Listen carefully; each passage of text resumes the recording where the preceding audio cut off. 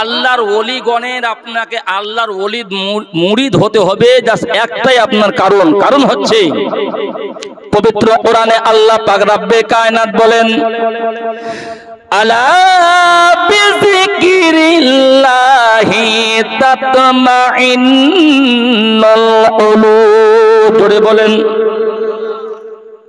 যে তোমরা জিকির দিয়ে নিজের কালকে পরিষ্কার করো, নিজের কালকে মুতমাইন করো। যে কোনো জিনিসের যদি বাপ যে খোরাক আপনি বলেন, তাহলে প্রত্যেক জিনিসের এক ধরনের খোরাক আপনার আছে। কিন্তু সুবহানাল্লাহ, আমার যদি এই চাদরটাতে সুবহানাল্লাহ যদি কালো ময়লা আপনার লেগে যায়, তাহলে এই চাদরটাকে আমি পরিষ্কার করতে গেলে দুনিয়াবি সার্ফ এক্সেল সার্ফ কিংবা সফেদ কিংবা সানলাইট সার্ফ দিয়ে এটা পরিষ্কার করা আপনার সম্ভব না? আপনার কি বলেন? যে কোনো পাঞ্জাবিতে যদি কাউরের ময়লা লেগে যায়, সার্ফ এক্সেল দিয়ে বা দুনিয়াবি এই বীজ পাউডার এই সার্ফ দিয়ে সেটা পরিষ্কার আপনি করবেন, তাহলে এটা ওই পরিষ্কার করা আপনার সম্ভব। কিন্তু আপনার শরীরের মধ্যে যখন আপনার ময়লা লেগে যাবে, তো শরীরের মধ্যে ময়লা যদি আপনার লেগে যায়, তাহলে কি দিয়ে আপনি পরিষ্কার করবেন? এর ব্যাপারে পবিত্র কোরআনে কালবের ব্যাপারে 126 খানা আয়াত এসেছে। এই কারণে আল্লাহ বলেন আলা বিযিকরিল্লাহি তাতমাইন্নুল কুলুব, তোমরা জিকির দিয়ে নিজের কালকে পরিষ্কার করো, নিজের কালকে মুতমাইন করো। যদি বলুন তোমরা জিকির দিয়ে নিজের কালকে পরিষ্কার আপনার করো। কারণ আমাদের এই সমস্ত শরীরের মধ্যে যে সমস্ত মাংস বা গোশত আপনার আছে, এই সমস্ত মাংস বা গোশতের মধ্যে এক টুকরা গোশত এমনই আপনার আছে যে ওই এক টুকরা গোশত যদি আপনার পাক এবং পবিত্র হয়ে আপনার যায়, তাহলে সর্ব শরীর আপনার পাক এবং পবিত্র হয়ে গেল। জোরে বলুন সুবহানাল্লাহ। তাহলে সেই গোশতটা কোথায় আছে? সেটা হচ্ছে বাম সাইডের যে আমাদের স্তন আছে, বাম সাইডের স্তনের 2 আঙ্গুল নিচে যেটাকে বলা হয় কাল্ব। জোরে বলুন সুবহানাল্লাহ। যেটা কাল্ব আপনার, ওই কাল্ব যে আপনার আছে, এই কাল্বে যখন মানুষ অনেক পাহাড় সমান গুনাহ আপনার করে, গুনাহ আপনার করার আপনার পর ওই কাল্বের মধ্যে কি হয়?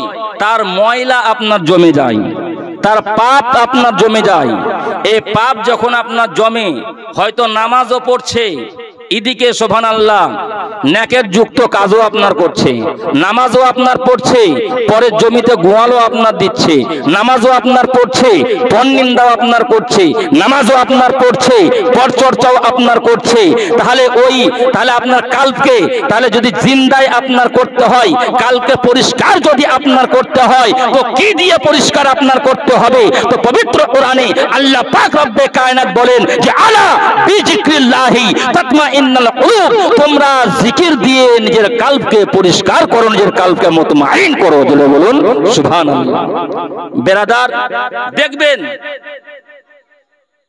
যে আমরা যখন ধান আপনার কাটি, তো ধান কাটার পর, ধান কাটার আগে সে কায়দাটাকে আমরা করি কি, একজন কামহারের বাড়ি হযরত নিয়ে যাই, কামহারের বাড়ি নিয়ে যাওয়ার পর বলি যে কেদাটাকে ভালোভাবে আপনি শান আপনার দিয়ে দেন, দিয়ে দেয় কিনা? ভালোভাবে যখন আপনার শান দিয়ে দেয়, কেদাটা যখন চকচকে আপনার হয়ে যায়, আবার ধান কাটার জন্য সক্ষম আপনার হয়। তাহলে ধান কাটতে কাটতে সক্ষম আপনার হয়। তাহলে একটা কেদাকে যখন আপনি দাঁত দেওয়ার জন্য কামহারের প্রয়োজন আপনার হয় বা কামহারের কাছে আমরা যাই বেরাদার, তারপরে সে জঙ্গলটাকে ছাড়িয়ে সে কেদাটাকে পরিষ্কার করে দেয়, কেদাটাকে এক কথায় সুবহানাল্লাহ ধান কাটতে সক্ষম হয় বা সহজে ধানটা আপনার কেটে যায়। তাহলে সেই দাঁতটা যখন শান দিলে মেজে সেটাকে পরিষ্কার আপনার করলো, তো তদ্রূপ আপনার সুবহানাল্লাহ আপনার কালবে যখন ময়লা আপনার জমে যাবে, কালবে যখন সুবহানাল্লাহ পাহাড় সমান গুনাহ যখন আপনার হয়ে যায়, মানুষ যখন গুনাহ করে এই কালবে এক কথায় মরিচা আপনার পড়ে যায়, তো ওই কালবকে মুতমাইন করার জন্য, ওই কালবের গুনাহকে মোচন করার জন্য আপনার করতে হবে কি, একজন হাক্কানি আল্লাহর ওলির দরবারে গিয়ে বাইত গ্রহণ আপনার করতে হবে। জোরে বলুন সুবহানাল্লাহ। তাহলে ওই বাইত গ্রহণই যখন আপনি করবেন তখনই সেটাই হবে আপনার সম্ভব, নচেত আপনার সম্ভব আপনার নয়। এদিকে উঠান আপনি সুবহানাল্লাহ। হাজরাতে খাজা মাইনুদ্দিন ও চিশতি আজমিরি সঞ্জারি রহমাতুল্লাহ আলাইহির ঘটনা, যে হাজরাতে খাজা মাইনুদ্দিন চিশতি ও আজমিরি সঞ্জারি রহমাতুল্লাহ আলাইহি সুবহানাল্লাহ কত পাওয়ারফুল আল্লাহর ওলি আপনার ছিলেন, যে হাজরাতে খাজা মাইনুদ্দিন চিশতি ও আজমিরি সঞ্জারি রহমাতুল্লাহ আলাইহি সুবহানাল্লাহ সুবহানাল্লাহ হাজরাতে ওসমানে হারুনি রহমাতুল্লাহ আলাইহির দরবারে, ওনার পীর ও মুর্শিদের নাম ছিল হাজরাতে ওসমান হারুনি রহমাতুল্লাহ আলাইহি। ওনার দরবারে 1 বছর নয়, 2 বছর নয়, 3 বছর নয়, 22 বছর পর্যন্ত হুজুর ওখানে তিনার সেবা আপনার করেছেন। এবং সেবা আপনার করার আপনার পরে তখন হুজুরকে বলছেন যে হুজুর এতদিন পর্যন্ত যে আমি আপনার দরবারে থাকলাম, বা এতদিন পর্যন্ত তুমি আমার দরবারে আপনার থাকলে আর তোমার এখানে থাকার কোনো দরকার আপনার নেই। তুমি যে উদ্দেশ্য করে আমার দরবারে আপনার এসেছিলে সে ইলম তোমার অর্জন হয়ে আপনার গেছে। জোরে বলুন সুবহানাল্লাহ। বিরাদার, তাহলে ও খাজা মাইনুদ্দিন চিশতি আজমিরি সঞ্জারি রহমাতুল্লাহ আলাইহি সুবহানাল্লাহ এত বড় একজন পাওয়ারফুল আল্লাহর ওলি, যে খাজা বাবারও জীবনে ইতিহাসে বেরাদার মিল্লাত ইসলামিয়া লেখা আপনার আছে যে উনি হাফিজ কমপ্লিট করলেন, মুফতি কমপ্লিট করলেন, মুহাদ্দিস সমস্ত জাহেরি ইলম কমপ্লিট করার পর হুজুর মনে করলেন এবার আমার বাতিনি ইলিমের এক কথায় প্রয়োজন আপনার আছে। তো বাতিনি ইলিমের প্রয়োজন যখন আমার আছে তখন আমাকে কি করতে হবে, যে কোনো একজন হাক্কানি আল্লাহর ওলির দরবারে আপনার যেতে হবে। আর বাতিনি মারিফাতের ইলম যদি আপনি বুখারী শরীফ খুঁজতে যান, বুখারী শরীফে মারিফাতের ইলম আপনার নাই, মারিফাতের ইলম যদি আপনি খুঁজতে যান তাহলে একজন হাক্কানি আল্লাহর ওলির দরবারে আপনার যেতে হবে। কারণ যেমন মৌলবি লাইনে শরীয়তের আলিমে দ্বীন কাদেরকে আপনার বলা হয়, আলেমে দ্বীন ওই ব্যক্তিকে আপনার বলা হয় যিনি মারিফাত এবং শরীয়ত দুটো থেকে এক কথায় পরিপূর্ণ, তিনি হচ্ছেন একজন হাক্কানি আলেমে আপনার দ্বীন। বিরাদার মিল্লাত ইসলামিয়া, আমরা যেন সঠিকভাবে যেন আমরা চলতে পারি, আল্লাহ তাআলা যেন সকলকে সেই তৌফিক ও রফিক দান করেন। বলো আল্লাহুম্মা আমিন। আল্লাহুম্মা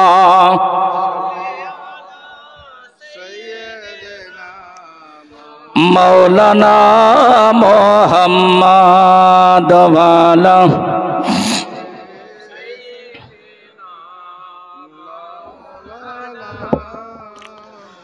সাল্লাল্লাহু আলা মুহাম্মাদিন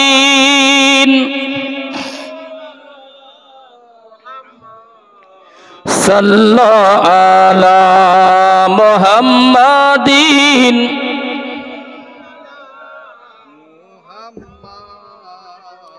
হরদন জবান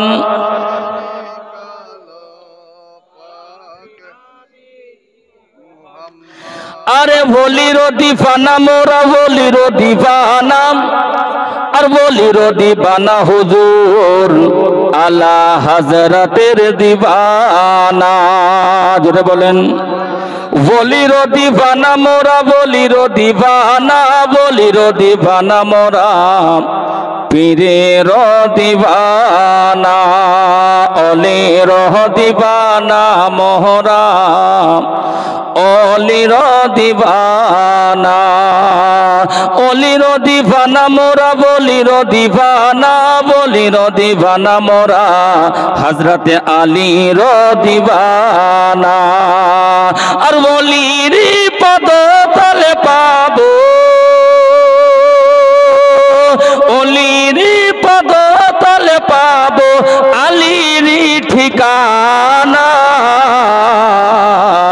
পীরের দিবানা মোরা অলির দিবানা। নবী আমার নূর আলা নূর, আর জগৎবাসী শোনো না এ কথাটি কোরআনেতে বলেছেন পাক রব্বানা। নবী আমার নূর আলা নূর, জগৎবাসী শোনো না এ কথাটি কোরআনেতে বলেছেন পাক রব্বানা। কবরে হাসরে তারা নবীর শাফাত পাবে না। পীরেরি দিওয়ানা মোরা অলিরি দিওয়ানা, অলিরি দিওয়ানা মোরা, অলিরি দিওয়ানা, অলিরি দিওয়ানা মোরা হযরতে আলীর দিওয়ানা। জোরে বলেন, জোরে বলেন। আমরা তো আশিকে রসুল, সুবহানাল্লাহ সুবহানাল্লাহ। আমাদের সামনে যেহেতু আর বেশি দিন আপনার নেই, খুব জোর আছে তো বোধহয় যদি সম্ভব আপনার মাত্র 15 দিন আর আছে, যে সামনে যে রবিউল আউয়াল, অর্থাৎ রবিউল আউয়ালের 12 তারিখ সোমবারের দিন সুবহ সাদিকের সময় আমার নবী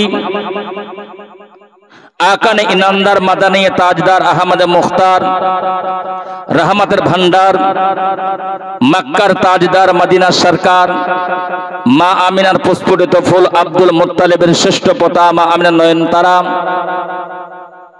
জনাবে মোহাম্মদ রাসূলুল্লাহ সাল্লাল্লাহু তাআলা আলাইহি ওয়াসাল্লাম সুবহানাল্লাহ পৃথিবীর মধ্যে আগমন হয়েছিলেন।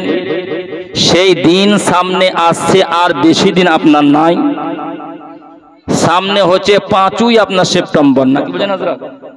সামনে 5ই সেপ্টেম্বর, আর মেন ডেট হচ্ছে যেটাকে আমরা বলি সেটা হচ্ছে 4ই আপনার সেপ্টেম্বর, দিবাগত দিন গিয়ে যে রাত্রি আপনার পড়ছে, সেই রাত্রে আমার নবী আকানে ইনামদার মাদানী তাজদার আহমদ মুখতার জনাবে মোহাম্মদ রাসূলুল্লাহ সাল্লাল্লাহু তাআলা আলাইহি ওয়াসাল্লাম পৃথিবীর মধ্যে আগমন করেছেন। এবং সেই দিনে অবশ্যই অবশ্যই আপনারা এই তিথি ঢাকা গ্রামের, বিশেষ করে আমি সকল আমার ভাই বাবজি ব্রাদার সকলকে আমি করজোরে নিবেদন করব বা আবেদন করব এটাই, যে সকলে আপনারা বাড়ির মধ্যে একটা অবশ্যই আপনারা ঝান্ডা উত্তোলন আপনারা করবেন। জোরে বলুন সুবহানাল্লাহ। সকলে বলেন, সকলে হাত তুলে বলেন ইনশাআল্লাহ। পেছন দিকে চাচারা আমার তোলেনি, বলেন ইনশাআল্লাহ। সকলে আপনারা বাড়িতে সেই ঝান্ডা উত্তোলন আপনার করবেন এবং সকলে একত্রিত হয়ে ঐক্যবদ্ধ হয়ে সম্মিলিতভাবে সেই জুলুসটা সাকসেসফুল আপনার করাবেন। কারণ আমরা ওই নবীর জন্য এই পৃথিবীর মধ্যে আগমন আমরা হয়েছি। না কি বলছেন? ওই নবীর জন্যই আল্লাহ আমাদেরকে এই পৃথিবীর মধ্যে আগমন করিয়েছেন, বা এই পৃথিবীর মধ্যে আমার আল্লাহ পাক রব্বে কায়নাত সুবহানাল্লাহ পাঠিয়েছেন। সেই দিনে অবশ্যই আপনারা সেই জুলুস অবশ্যই করবেন এবং সেই দিনে সুবহানাল্লাহ সুবহানাল্লাহ ওই দিনটা এমন একটা ফজিলতপূর্ণ আপনার দিন। এই ফজিলতপূর্ণ দিনে এমনকি একজন কাফেরের কবরে পর্যন্ত সেদিন আযাব পর্যন্ত বন্ধ হয়ে